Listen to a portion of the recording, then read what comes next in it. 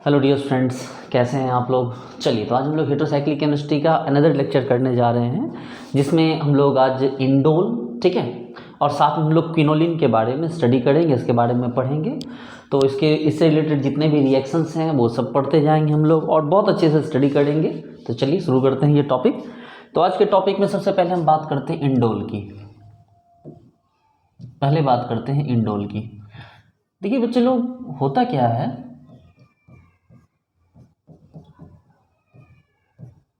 ये है आपका इंडोल, ठीक है, और ये था आपका ओनली पाइरोल। ये क्या था, ओनली आपको पाइरोल था, है ना। जब आप पाइरोल पे आपको इलेक्ट्रोफाइल का अटैक कराने की बारी आती थी तो आप क्या करते थे, आप बोलते थे कि देखो, जैसे ये अगर यहाँ पे अटैक करता है, ठीक है, तो NH यहाँ इलेक्ट्रोफाइल, तो यहाँ प्लस। अब देखो ये क्या हुआ, ये यहाँ से यहाँ गया और क्या हुआ भाई, N यहाँ इलेक्ट्रोफाइल, यहाँ डबल आ चुका है, यहाँ प्लस आ गया है। और अब क्या हो गया, इसका लोन पेयर यहाँ गया, फिर ये एक नया एक जो रेजोनेटिव स्ट्रक्चर बना वो ऐसे बना, देखिए NH इलेक्ट्रोफाइल यहाँ और यहाँ, और इसके चक्कर में एटम पे क्या आ गया, प्लस आया। अगर इसने इस पोजीशन पे अटैक किया तो इतने सारे रेजोनेटिव स्ट्रक्चर बने। लेकिन अगर ये डायरेक्टली यहाँ अटैक ना करके अगर ये सीधे इस पे अटैक कर देता, यहाँ पर ये क्या करता, सीधे इस पर अटैक कर देता, यहाँ से इस पोजीशन से। तो जैसे ही यहाँ अटैक करता तो देखिए क्या होता, NH यहाँ पे इलेक्ट्रोफाइल, यहाँ पे प्लस, और अगले ही बार में इसको क्या करना पड़ता है, इसको यहाँ से इलेक्ट्रॉन को भेजना पड़ता, और भेजने के कारण क्या होता है, यहाँ पर इस नाइट्रोजन पे प्लस आ जाता। जरा गौर से समझिए, यहाँ पे इलेक्ट्रोफाइल आया और यहाँ पे क्या हो गया, इस नाइट्रोजन पे प्लस आ गया, ये अपनी जगह पे रहा। जरा काउंट करेंगे तो आपको पता चलेगा, जैसा कि मैंने बताया कि 1 2 3 स्ट्रक्चर रेजोनेटिव स्ट्रक्चर बने, जबकि यहाँ देखिए 1 2 3 4, यहाँ 4 रेजोनेटिव स्ट्रक्चर बने इसके लिए। तो इसका मतलब क्लियर है कि इसमें रेजोनेंस कम हुआ था, तो भाई इसलिए क्या हो गया, इसमें रेजोनेंस यहाँ इस पोजीशन पे अटैक नहीं हुआ, जबकि अटैक कहाँ हुआ, इस पोजीशन पे। इस पर हम लोग बहुत खूब डिस्कस कर चुके हैं कि अगर आपके पास इस तरह से कभी पाइरोल दिया हुआ हो तो पाइरोल में आपको अटैक इस जगह पे कराना, ना कि यहाँ पर। यहाँ अटैक आपको नहीं कराना, इवन कि दूसरा वाला भी आए तो इस साइड में अटैक कराना है, इस साइड में, लेकिन इससे या इस पे अटैक नहीं कराना है। तो पाइरोल में तो हमने ये पढ़ा। फिर इंडोल में इस बात को यहाँ रिपीट करने का क्या सेंस बनता है, तो सेंस जबरदस्त बनता है, बहुत बड़ा सेंस बनता है, समझेंगे बात को। देखिए अब यहाँ प्रॉब्लम क्या आ रही है, प्रॉब्लम ये आ रही है कि सपोज कीजिए हम इलेक्ट्रोफाइल लेके आते हैं, ठीक है, क्या करते हैं, इलेक्ट्रोफाइल लेके आते हैं, और एज इट इज जैसा कि आपने सोच रखा है सेकंड पोजीशन पर अटैक कराने के। कहाँ अटैक करवाते हैं हम, सेकंड पोजीशन पर अटैक करवाते हैं, इस जगह पे हम यहाँ पे अटैक करवा देते हैं सेकंड पोजीशन पे, जैसा कि आपने मन में सोच रखा है, ठीक है। चलो ठीक है, देखते हैं आप जो चाहते हैं वही होगा। देखो यहाँ इलेक्ट्रोफाइल आपने अटैक कर निकाला तो मतलब प्लस यहाँ आया, और अगर यहाँ प्लस है तो इसको यहाँ से जाना पड़ा,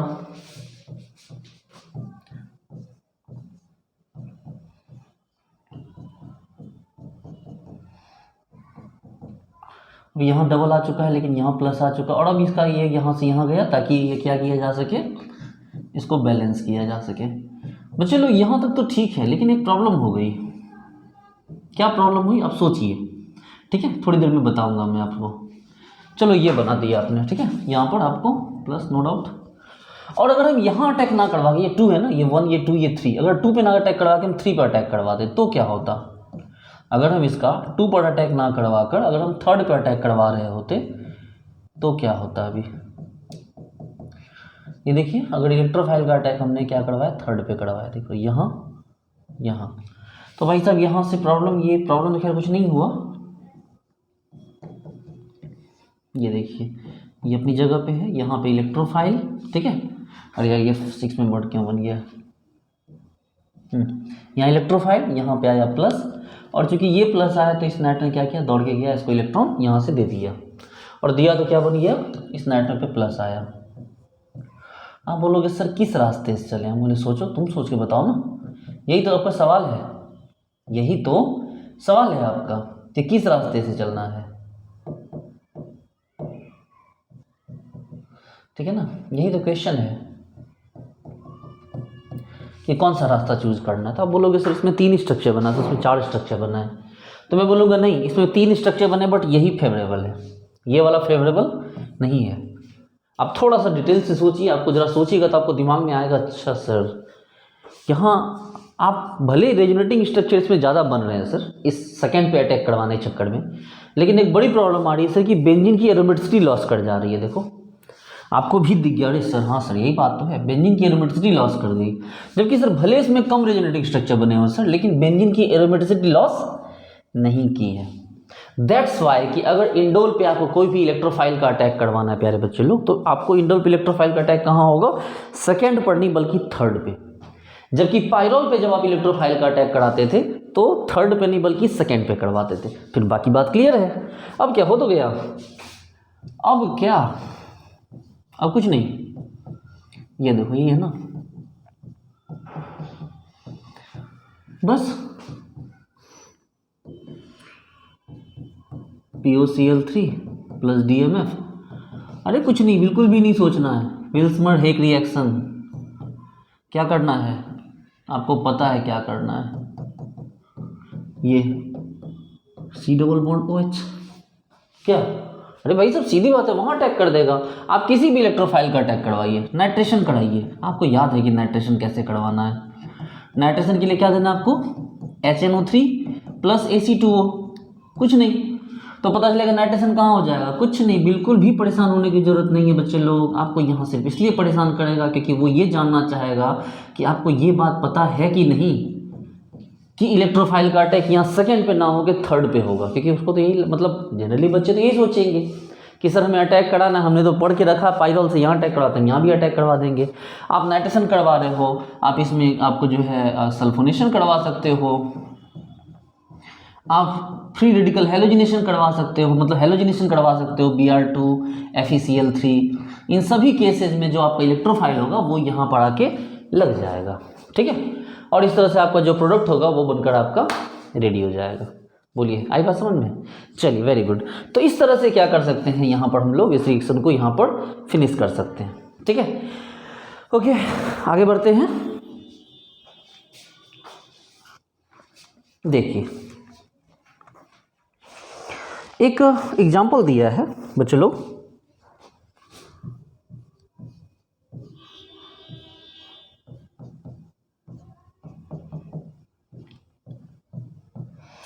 इसको दे दिया है आपको KMnO4 या K2Cr2O7, ठीक है। KMnO4 दे दिया आपको, बोला कि भाई साहब इसको ऑक्सीडाइज करिए, ठीक है। ऑक्सीडाइज कीजिए तो आप सोचते देखिए कि एक तरफ है आपके पास मोड एरोमेटिक है, सोचिए ना ये क्या है, ये आपको एरोमेटिक ज़्यादा है। जबकि पिरिडिन जो ये जो पोर्शन है आपको पता है इसके अंदर 2 पोर्शन है, इसके अंदर क्या है, इसके अंदर तो 2 पोर्शन है ना, एक बेंजीन पोर्शन है और दूसरा कौन सा पायरोल पोर्शन है। आपको पता है कि बेंजीन सबसे ज़्यादा होता है, बेंजीन के बाद पिरिडीन होता है, पिरिडीन के बाद आपको थायोफिन होता है, थायोफिन के बाद पायरोल होता है। मतलब बेंजीन और पिरिडीन के जो पायरोल है इन दोनों की एरोमेटिसिटी में अच्छा खासा फर्क है, स्टेबिलिटी में अच्छा खासा फर्क है। इसका मतलब ये है कि भाई इन दोनों में अनस्टेबल कौन होगा, तो सर ये अनस्टेबल होगा, सर ये क्या होगा, अनस्टेबल होगा। और साथ साथ इलेक्ट्रॉन रिच भी है, देखो ना sp2 हाइब्रिडाइज, ये sp3 है, इन सब में सभी sp2 हाइब्रिडाइज है, जबकि यहाँ sp3 हाइब्रिड, तो ये इलेक्ट्रॉन रिच भी है। इसका मतलब रिएक्टिविटी भी ज़्यादा है, इलेक्ट्रॉन रिच भी ज़्यादा है। तो बहुत आसानी से फिर इसको क्या करोगे आप, KMnO4 दो तो ये पाई बॉन्ड टूट जाएगा, ये पाई बॉन्ड क्या हो जाएगा, टूट जाएगा। टूटेगा तो क्या बनेगा, अल्डिहाइड बना दो। देखो ये देखो NH C double bond O और ये क्या हो गया H। चलिए ठीक है, देखिए अब इसमें क्या करेंगे भाई, आप बोलो सर KMnO4 K2Cr2O7 करवा दिया, ठीक है सर। आप एक काम करो सर, इसका ओजोनोलिसिस करवा दो। हम बोले ओजोनोलिसिस में क्या देना है, जिंक देना है कि नहीं देना है, क्योंकि जिंक देंगे तो रिडक्टिव ओजोनोलिसिस होगा और जिंक अगर नहीं देंगे तो ऑक्सीडेटिव ओजोनोलिसिस होगा, पढ़ा होगा आप लोगों ने। तो बॉन्ड तो यही टूटेगा, और अगर हम जिंक दे देंगे तो आपके पास प्रोडक्ट सेम प्रोडक्ट बन जाएगा, C double bond OH NH C double bond OH। लेकिन अगर इसको आप ओजोनोलिसिस के थ्रू आप इसको O3 दे देते हैं ओनली, ठीक है, ये ऑक्सीडेटिव ओजोनोलिसिस हो गया। तो इस केस में क्या हो जाएगा बच्चे लोग, यहाँ C डबल बॉन्ड OH और ये NH C double bond OH। ठीक है, चलिए यहाँ भी ठीक है, आगे बढ़ते हैं इसमें। अब अगर मान लीजिए कि जैसे ध्यान दीजिए, एक एग्जांपल हमने लिया दोबारा से इंडोल का, ये रहा हमारा इंडोल। हम इस इंडोल को एक रिड्यूसिंग एजेंट देने जा रहे हैं SnHCl। आपको पता है SnHCl रिड्यूसिंग एजेंट है, लेकिन वीक रिड्यूसिंग एजेंट है। SnHCl क्या है? एक वीक रिड्यूसिंग एजेंट है। तो वीक होगा तो वो क्या करेगा, किसको रिड्यूस करेगा? अरे भाई वीक किसको रिड्यूस किसको करेगा? तो जो कम एरोमेटिक है, जो अनस्टेबल है, उसको रिड्यूस करके निकल जाएगा, इस पोर्शन को रिड्यूस कर देगा। तो SnHCl क्या करेगा? बेंजीन को नहीं कर पाएगा। ठीक है, क्योंकि बेंजीन की एरोमेटिसिटी ज़्यादा है। देखो आप ये समझो ना कि एरोमेटिक ज़्यादा है, जबकि एरोमेटिक कम है, इसलिए वहाँ टूटा भी नहीं है। ये देखो क्या हो गया यहाँ, और SnHCl देंगे, काम खत्म हो गया इसका। आप बोलोगे सर आपकी बात ना सर थोड़ा सा आउट ऑफ लेवल चला गया सर। हम लोग देखो एक बात, मैं एक आगे का रिएक्शन बता रहा हूँ, इससे क्या होगा कि आपका कॉन्सेप्ट क्लियर हो जाएगा। देखो ये भाई साहब है क्विनोलिन। ठीक है, ये क्या है? ये है हमारा क्विनोलिन। अभी आपने देखा कि सर जरा गौर से देखो सर, अभी आपको जब रिडक्शन करवाना था सर, जब आपने अभी ये दिया कि ये ऑक्सीडेशन करवाया सर, तो आपने इस बॉन्ड को क्या किया? तोड़ दिया सर, ये वाले बॉन्ड को। ठीक है, इसको तोड़ दिया।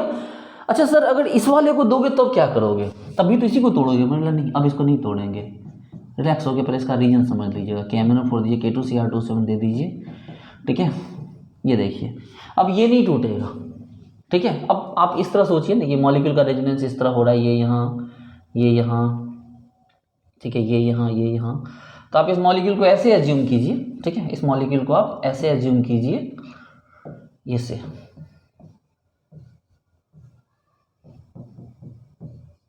देखिए इस मॉलिक्यूल को आप ऐसे एज्यूम कीजिए। तो आप अगर यहाँ पर ऑक्सीडाइज करेंगे तो इस बार पता है कौन टूटेगा? इस बार आपका ये टूट जाएगा। देखिए इस बार आपका ये बॉन्ड टूटेगा, यहाँ पर ये निकल जाएगा, ये आपको C डबल बॉन्ड और C डबल बॉन्ड OH निकल जाएगा, लेकिन यहाँ से टूटेगा और आपका जो प्रोडक्ट होगा वो क्या बनेगा? मैं उसका रीजन बता रहा हूँ, चिंता मत कीजिए। C double bond OH, C double bond OH। आप बोले सर आप जो है ना सर अब बेईमानी करना स्टार्ट कर दें। अच्छा कैसे बेईमानी? सर अभी थोड़ी देर पहले सर भी आप एग्जाम्पल दिखाए हो सर ये वाला, और आप सर कितना बायस्ड हो sir.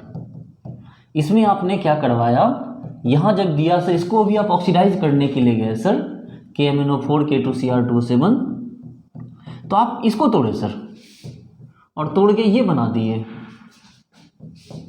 C double bond OH और NH C double bond H, और ये दो बात से आपसे शिकायत है सर। सबसे पहले तो आप यहाँ पर सर नाइट्रोजन वाले रिंग को तोड़े, जबकि यहाँ पर नाइट्रोजन वाले रिंग को नहीं तोड़े। इसमें ऐसा क्या होता सर जो नाइट्रोजन वाले रिंग को नहीं तोड़े?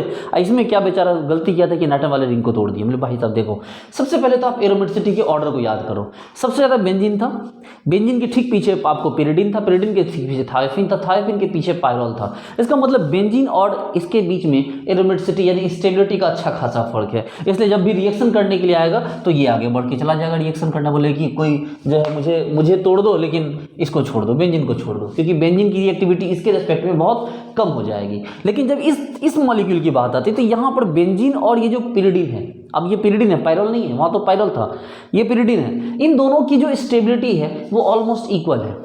ठीक है, एरोमेटिसिटी भी ऑलमोस्ट क्या है, इक्वल है, थोड़ा बहुत का फर्क है। तो अब यहाँ पर क्या हो जाएगा, आप सभी को पता है कि ऑक्सीडेशन किसका होता है? ऑक्सीडेशन किसका होता है? अरे भैया ऑक्सीडेशन का मतलब इलेक्ट्रॉन निकालना, और इलेक्ट्रॉन तो उससे निकाला जाएगा जिसके पास इलेक्ट्रॉन हो। एक पतला से बुला सा आदमी खून देने के लिए पहुंच जाएगा हॉस्पिटल को, देख के क्या खुशी मिलेगी? तंदुरुस्त आदमी पहुंचे मेरे तरफ, बोले आ जाओ भाई निकाल 1 लीटर इस सांस से 1 लीटर इस सांस से, तब ना मज़ा आएगा ब्लड डोनेट करने का। तो भाई साहब जिसके पास इलेक्ट्रॉन रहेगा वही तो इलेक्ट्रॉन देना चाहेगा। इसके पास इलेक्ट्रॉन नहीं है, क्योंकि नाइट्रोजन जो है यहाँ पर इलेक्ट्रॉन डोनर एटम की तरह नहीं बल्कि इलेक्ट्रॉन डिफिशिएंट एटम की तरह काम कर रहा है। पूरे के पूरे इस रिंग को क्या कर रहा है, इलेक्ट्रॉन डिफिशिएंट बना दे रहा है। जबकि यहाँ पर क्या है, जबकि ये बेंजीन है जीजू, तो इस बेंजीन के साथ बात क्या है कि ये इलेक्ट्रॉन तो शेयर में टेंशन मत लो, जबकि ये जो क्या है ना कि ये आपको इलेक्ट्रॉन रिच है, ये आसानी से टूट गया।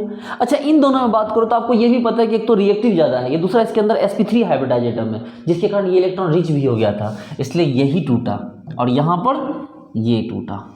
ठीक है, आई बात समझ में? चलिए अब दूसरी बात, पहली बात तो आपने कर ली, दूसरी बात अब ये करते हैं कि सर एक बात बताओ सर, बेईमानी का दूसरा लेवल सर, आप इसको अल्डिहाइड बनाए सर और यहाँ कार्बोक्सिलिक एसिड बनाए, ये क्यों सर? इसका कौन से मतलब इसका पहले जवाब दो, जिम्मेदारी उठानी होगी सर आपको, जवाब दो जवाब दो। हमले भाई साहब देखो, ये जो है ना, आपको पता है कि ये जो रिंग है ये क्या फुल इलेक्ट्रॉन रिच है।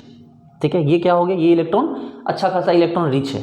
ठीक है, जबकि ये इलेक्ट्रॉन रिच है लेकिन इतना भी ज़्यादा इलेक्ट्रॉन रिच नहीं, हालांकि एक्सपेरिमेंटल वैल्यू है, मैं इसको आपको थ्योरी में कैसे समझाऊं, आप बस इतना जानो कि ये बेंजीन क्या हो गया, बेंजीन में सिमिलैरिटी होती है।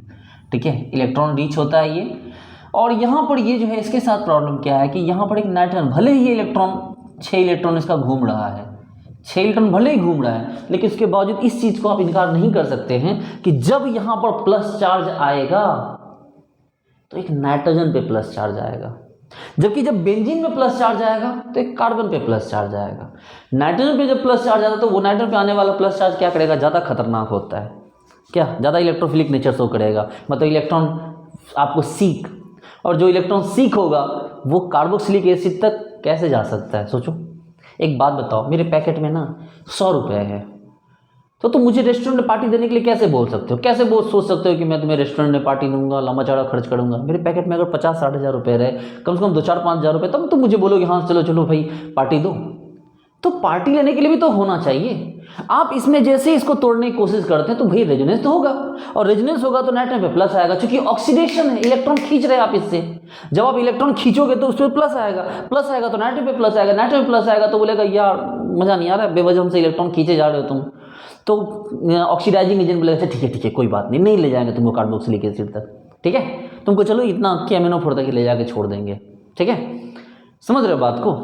और यहीं पर क्या होता है, ये वाला बेंजीन, इसमें पॉजिटिव चार्ज आएगा भाई तो किस पे आएगा, कार्बन पे आएगा, इलेक्ट्रॉन रिच है। ठीक है, इलेक्ट्रॉन क्या हो गया, रिच हो गया। बोला कि भाई पॉजिटिव चार्ज आएगा तो कार्बन पे आएगा, कहीं कोई प्रॉब्लम नहीं है। बोला चलो ले चलो जितना दूर ले जाना है, तो KMnO4 तो बैठा वही था। ठीक है, और KMnO4 को कहाँ लेके चला गया, कार्बोक्सिलिक एसिड तक। ठीक है, चलिए ओके कोई बात नहीं। हालांकि ये जो एग्जाम्पल था, ये एग्जाम्पल मुझे यहाँ नहीं बताना था, ये एग्जाम्पल तो आगे का था, बट इट्स ओके कोई बात नहीं है। तो आपको मोटी बात समझ में आ गई। ठीक है, इसके अलावा मैंने आपको और क्या बताया भाई अभी और भी ये बातें आपको बतानी है। चलो देखो, अच्छा एक चीज़ मैं बता रहा था अभी आपको कि देखो भाई साहब, ये आपका जो है, फिर वापस आ जाओ इंडोल पे। अभी हम लोग क्विनोलिन पे नहीं जा रहे हैं, हम लोग वापस इंडोल पे ही आ जाते हैं। देखो, जब आप इसको क्या करते हैं, इसको SnHCl देते हैं, तो मैंने आपको पहले बोला कि भाई साहब SnHCl उतना वीक रिड्यूसिंग एजेंट है, तो वीक रिड्यूसिंग एजेंट है तो क्या करेगा, ये देखो सिर्फ इसको रिड्यूस करेगा। एक एरोमेटिक, ये जो बेंजीन है ये भाई एरोमेटिक होता है ना, तो ये इसको रिड्यूस करके छोड़ देगा। लेकिन अगर आप इसको क्या कर, रेनी निकेल दे देते हो, निकेल प्लस H2, तो आपको पता होना चाहिए भाई निकेल प्लस H2 अगर दे दोगे आप तो आपको कोई नहीं बचेगा। ये देखो, समझ रहे हो बात को? बोलो आई बात समझ में? चलिए वेरी गुड, बहुत अच्छे। तो इस तरह से हम लोगों ने क्या किया कि हम लोगों ने आपको इंडोल से जुड़े हुए क्वेश्चंस हम लोगों ने किए। ठीक है, मैंने आपको बताया कि भाई इसमें विल्समर एक रिएक्शन है, मैनेज करवा लो। ठीक है, फ्रिडल-क्राफ्ट एल्काइलेशन करवा लो, नाइट्रेशन करवा लो, सल्फोनेशन करवा लो, जो मर्जी करे आप यहाँ पर करवा सकते हो। ठीक है, क्योंकि आपका ये पता चल चुका है कि इलेक्ट्रोफाइल का अटैक कहाँ पर होगा। आपको पता होना चाहिए कि इंडोल में इलेक्ट्रोफाइल का अटैक 3rd पोजीशन पे होगा। इंडोल में इलेक्ट्रोफाइल का अटैक 3rd पोजीशन पे होगा, उसके बाद कोई इलेक्ट्रोफाइल आएगा तब ना करवाना 2nd पोजीशन पे, लेकिन फर्स्ट टाइम में किसी भी इलेक्ट्रोफाइल का अटैक आपको 3rd पे होगा। जबकि पायरोल में किस पे होता था, पायरोल में 2nd पे होता था। ठीक है, चलिए अच्छी बात है। अब हम लोग यहाँ से आगे बढ़ते हैं, हमारा नेक्स्ट टॉपिक है क्विनोलिन। ठीक है, अब हम लोग नेक्स्ट जो है पढ़ने वाले हैं किसके बारे में, अब हम लोग क्विनोलिन के बारे में पढ़ने वाले हैं। ठीक है, ये बड़ा कमाल का टॉपिक है इन क्विनोलिन। ठीक है, देखिए ये जो क्विनोलिन है, कौन सा भाई क्विनोलिन, ये रहा आपका क्विनोलिन।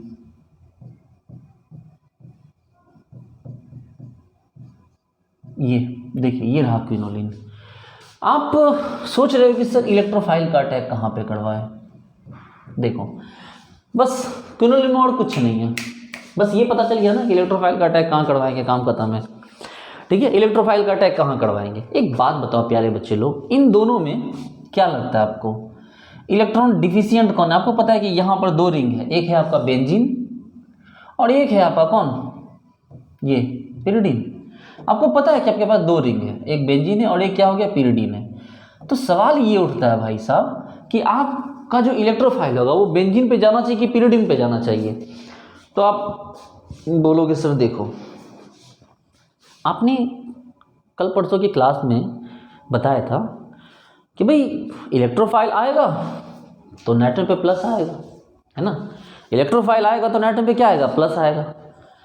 लेकिन अगर उसी रिंग में अगर सर इलेक्ट्रोफाइल आ जाए, सर अगर उसी रिंग में इलेक्ट्रोफाइल आ जाए तो दो प्रॉब्लम होगी। पहली प्रॉब्लम तो ये कि ये वाला रिंग क्या होता है, इलेक्ट्रॉन सीक होता है, क्योंकि नाइट्रोजन लगा हुआ है sp2 नाइट्रोजन, तो ये इलेक्ट्रॉन क्या होता है, इलेक्ट्रॉन सीक होता है, ठीक है। इसमें तो आने का चांस कम है। दूसरा क्या सर, अगर इसी रिंग में आप लेके आ जाओगे सर तो नाइट्रोजन पे प्लस भी बहुत जल्दी आ जाएगा सर, उसके लिए जो रेजोनेटिंग स्ट्रक्चर होगा सर वो कम बनेगा। ध्यान दीजिए, मैंने बोला कि देखिए सर ये जो रिंग है ये पिरिडिन, एक तो ये क्या होता है, इलेक्ट्रॉन सीक होता है सर, और दूसरा कि अगर इसमें आप इसी में इलेक्ट्रॉन लाओगे तो सर इसमें रेजोनेटिंग स्ट्रक्चर का जो नंबर होगा सर वो कम बनेगा। मैंने बोला ये बात है, बोला हाँ सर यही बात है, इसलिए हम लोग इस रिंग पे इलेक्ट्रोफाइल का लाना कैंसिल कर दिए। तो इलेक्ट्रोफाइल किस पे आएगा, इस पे आएगा, बेंजीन पे आएगा। इलेक्ट्रोफाइल किस पे आएगा, बेंजीन पे आएगा। Very good. चलिए, जब आपको ये समझ में आ गया कि सर अटैक जो होगा वो इस रिंग पे होना है, इस पे नहीं होना है, तो आपको एक बात देख लीजिए, ठीक है ना, इतना रेजोनेंस करके जाने का कोई मतलब नहीं बनता है। आप इस चीज़ को ध्यान रख लीजिए। एक चीज़ मैं आपको बता दे रहा हूँ कि इसमें जो अटैक होगा वो इस और इस पोजीशन पे होगा, ठीक है। ये दोनों पोजीशन क्या होंगे, सुटेबल होंगे इलेक्ट्रोफाइल के अटैक के लिए। इस पे ज़्यादा प्रेफरेबल होगा, याद रखिए ना इसको, रेजोनेंस के थ्रू आप देख सकते हैं। यहाँ पर देखिए, यहाँ इलेक्ट्रोफाइल का अटैक ज़्यादा सुटेबल होगा, क्योंकि यहाँ पर इससे रिपल्सन, चूंकि ये इलेक्ट्रोफाइल का होगा, यहाँ नाइट्रोजन भी अपने आप में इलेक्ट्रॉन सीक ही है, तो दूर दूर रहेंगे तो बेटर होगा ना। जबकि यहाँ पर इलेक्ट्रोफाइल आएगा, यहाँ पर नाइट्रोजन भी तो इलेक्ट्रॉन मतलब इलेक्ट्रॉन वीक है, यानी इलेक्ट्रॉन क्या हो गया, इलेक्ट्रॉन उसके पास नहीं है ज़्यादा, इलेक्ट्रॉन सीकर है, तो यहाँ अच्छी बात नहीं होगी। तो यहाँ भी होगा कायदे से, देखिए 1 2 3 4, इसको छोड़ दीजिए 5 6 7 8, तो 5 और 8 पे आपको क्या होता है, इस पोजीशन और इस पोजीशन पे क्या होता है, अटैक होता है। तो आप कोई भी इलेक्ट्रोफाइल अगर लगाएंगे भाई मेरे, तो आपको जो ये जो आपको क्विनोलिन है, इसमें आपको अटैक कहाँ होगा, या तो यहाँ होगा और या तो फिर यहाँ होगा, ठीक है। लेकिन ये आपका क्या होगा, ये मेजर होगा, और ये क्या हो गया आपका, माइनर होगा। और अब इस तरह से, और दूसरी बात आपको रिपल्सन भी तो होगा ना, ठीक है। हालांकि इलेक्ट्रोफाइल का रिपल्सन नहीं होता, लेकिन यहाँ पर नाइट्रोजन है इलेक्ट्रॉन सीक, और यहाँ भी इलेक्ट्रॉन सीक रहेगा, तो वो अच्छी बात नहीं है, मतलब वो अनस्टेबल हो जाएगा। अब हो गया, शुरू कीजिए ना अपना विल्समेयर का ये मैनेज कीजिए, ठीक है। उसके बाद इलेक्ट्रोफिल आपको हेलोजिनेशन कीजिए, सल्फोनेशन कीजिए, नाइट्रेशन कीजिए, जो करना है करके ख़त्म कीजिए, ठीक है। सारे रिएक्शन आप यहाँ पर इन दोनों पर अप्लाई कर सकते हैं, ठीक है। आप इन दोनों पर सारे रिएक्शन अप्लाई कर सकते हैं। चलिए, जितने रिएक्शन लोग पहले करते हैं वैसे दोबारा रिएक्शन कीजिए, इन दोनों पे कर लीजिए, लेकिन ऊपर वाले पे मेजर रखिएगा। वापस से एक रिएक्शन पे आइए, जैसे कि मैंने भी आपको बताया था थोड़ी देर पहले, कि जैसे ये है आपके पास, आप क्या कीजिएगा, SnHCl दीजिएगा। ध्यान दीजिए, अगर SnHCl दीजिएगा तो SnHCl क्या करेगा, इसको सिर्फ साफ करेगा, ये यहाँ जाएगा,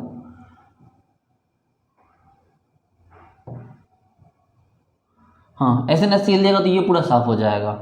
और अगर आप क्या कीजिएगा, Na और H2 दे दीजिएगा तो क्या हो जाएगा, ये सब पूरा खत्म हो जाएगा, ठीक है। समझ रहे हैं ना, करवा देती है, एक ही चीज़ को बार बार क्या करवाना, ठीक है ना। तो SnHCl दिएगा तो सिर्फ ये साफ हो जाएगा, SnHCl में हाफ और निकेल हाइड्रोजन में पूरा साफ, ठीक है। चलिए, तो ये भी आपका हो गया। चलिए आगे यहाँ से बढ़ते हैं अब, और अब बात करते हैं कि अगर न्यूक्लियोफाइल का अटैक हो जाए आपको क्विनोलिन में, तो क्या। ये देखिए, ये रहा आपका क्विनोलिन, ये रहा आपका क्विनोलिन। अगर इस क्विनोलिन में आपका न्यूक्लियोफाइल का अटैक हो गया, देखिए अगर इस पर किसका अटैक हो गया, आपको न्यूक्लियोफाइल का अटैक हो गया, तो भाई सीधी बात है, ये इलेक्ट्रॉन वीक है ना, ये इलेक्ट्रॉन मतलब सीक है ये, तो न्यूक्लियोफाइल का अटैक तो इसी पे, उधर तो जाएगा नहीं, ठीक है। न्यूक्लियोफाइल का, और वैसे भी बेंजीन में न्यूक्लियोफाइल का अटैक होते कभी आप देखे ही नहीं होंगे, तो न्यूक्लियोफाइल का अटैक यहीं पर होगा। और कहाँ पे होगा न्यूक्लियोफाइल का अटैक, तो ऑब्वियस सी बात है, सोचिए आपके पास दो पोजीशन है, एक यहाँ कर दीजिए तो ये यहाँ नाइट्रोजन में माइनस चार्ज रहेगा, बहुत खुशी की बात है। और दूसरा क्या कर सकते हैं आप, दूसरा कौन सा पोजीशन है आपके पास, दूसरा आप न्यूक्लियोफाइल का अटैक यहाँ करवा सकते हैं डायरेक्टली, ये यहाँ, तो नाइट्रोजन पे तुरंत माइनस चार्ज आ जाता है। आप सभी को पता होगा कि न्यूक्लियोफाइल का अटैक हमारा यहाँ पर होगा। न्यूक्लियोफाइल का अटैक क्या होगा, यहाँ पर होगा, क्योंकि इससे क्या हो जाएगा, नाइट्रोजन को तुरंत ही इलेक्ट्रॉन मिल जाएगा। मतलब यहाँ पर फिर number of resonating structure matter नहीं करता, यहाँ मैटर करता है कि नाइट्रोजन को हैप्पीनेस कितनी जगह से मिलती है। एक बार सोचो, जैसे आपके पापा मार्केट गए हैं और आप पापा बोले पापा मेरे लड्डू लेके आना या रसगुल्ले लेके आना, आपके पापा बोले हाँ बेटा आएंगे, यहाँ जाएंगे मार्केट जाएंगे, खेत पर से जाएंगे धान कटाने के लिए, धान कटवा के ये वो करके तब रात तक आएंगे, तो आप बहुत सैड हो जाओगे ना, ठीक है। तो आपको अगर मिठाई चाहिए तो तुरंत लेके आओ पापा। लेकिन अगर ये पता चल गया कि आज रात को पापा कुटाई करने वाले हैं हमारी, तो आप सोचोगे पापा घर आके क्या करोगे। देखो ना, वहाँ खेत में धान पड़ा हुआ है, वहाँ पर गेहूँ पड़ा हुआ है, वहाँ आलू मजदूर उखाड़ रहा है, वहाँ गैया जो है वो गैया को दूध नहीं आ रहा है, तो आप ऐसे से प्लानिंग करने लगोगे। समझ रहे हो बात को।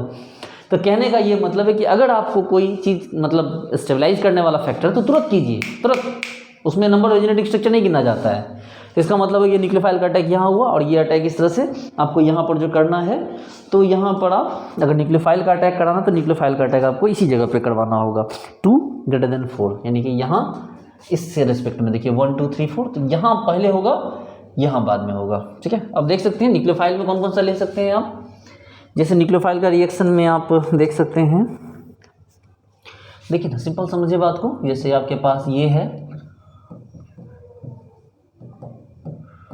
देखिए ना, चीची-बाबिन करवा दीजिए NaNH2, तो ये यहाँ अटैक करेगा, मतलब इस जगह पे जुड़ जाएगा। आप NaNH2 के बदले C4H9Li ले आइए, तो ये भी आपके पास क्या करेगा, एक न्यूक्लियोफाइल की तरफ बिहेव करेगा, यहीं आ जाएगा। मैंने बता दिया आपको इसके बारे में। उसके बाद KOH है, तो KOH के पास OH- है, वो भी यहीं आ जाएगा। तो इसको यहाँ मतलब आप समझ सकते हैं, इस केस में क्या हो जाएगा आपके पास प्रोडक्ट, तो आपका जो प्रोडक्ट होगा वो ये बन जाएगा। ध्यान दीजिए, यहाँ पे आप चाहे NH2 लगा दीजिए, चाहे आप यहाँ पर C4H9 लगा दीजिए, चाहे आप यहाँ पर OH लगा दीजिए, ठीक है। एक ही बात, मतलब एक ही बात नहीं है, प्रोडक्ट तो अलग अलग है। और अब एक लास्ट में मैं कोई बहुत ज़बरदस्त क्वेश्चन मैं आपको बताने जा रहा हूँ बच्चे लोग, ठीक है। जैसे कि हमारे पास अभी जस्ट मैंने आपको थोड़ी देर पहले बताया था ये क्वेश्चन, और आपको बताया था कि भाई देखिए ये इस टाइप से क्वेश्चन दिया हुआ है। इसको मैंने बोला कि आपको क्या देने के लिए, KMnO4 K2Cr2 देने के लिए मैंने बोला, मतलब ऑक्सीडेशन करवाने के लिए बोला था। तो आपने करवाया भी था ऑक्सीडेशन, हाँ भाई आप ही ने करवाया था। और आपके पास जो प्रोडक्ट आया था वो क्या आया था, C डबल बॉन्ड OH और C डबल बॉन्ड OH ही था ना। लेकिन अब इसमें एक ट्विस्ट आ गया, अब आपको इसमें हीट दे दिया।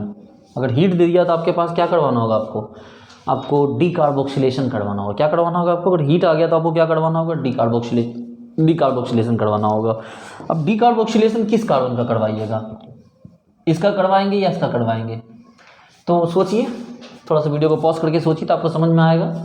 देखिए N एक इलेक्ट्रॉन वीक है, N क्या इलेक्ट्रॉन सीकर ग्रुप है।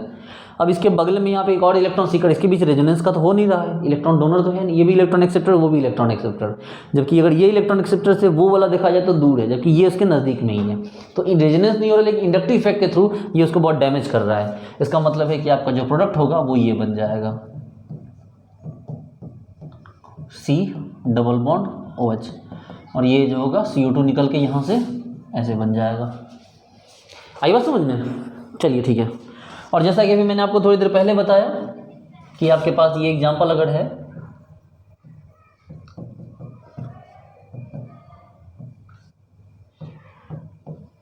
अगर ये आपके पास एग्जांपल है और आप इसको ओजोनोलिसिस करवाते हैं, O3 दे देते हैं लेकिन साथ में जिंक दे देते हैं, तो आपको याद होना चाहिए ये कटेगा, ये कटेगा, ठीक है। ये एल्डिहाइड बनेगा, ये भी एल्डिहाइड बनेगा, लेकिन ओजोन जिंक के बदले ओनली ओजोन देते हैं, तो आपका ये क्या हो जाएगा, ये कट जाएगा और कार्बोक्सिलिक एसिड बन जाएगा, ठीक है। चलिए, तो इस तरह से हमने जो है पूरी हेट्रोसाइक्लिक को ख़त्म किया। अब इसमें जो है कुछ थोड़ा सा GMP वाला पोर्शन है, जनरल मेथड ऑफ प्रिपरेशन वाला, ठीक है, सिंथेसिस वाला कुछ पोर्शन है, उसको भी हम लोग कर लेंगे, ठीक है। तो डियर स्टूडेंट्स, इसको अच्छे से रिवाइज कीजिए, इस पर जितने भी क्वेश्चन होंगे हम लोग उसको लगाएंगे। आप भी क्वेश्चन लगाइए और लगा के देखिए, जितने भी क्वेश्चन कोई डाउट आते हैं तो आप पूछिए मेरे से, ठीक है। तो मिलते हैं नेक्स्ट लेक्चर में। Thank you so much, bye.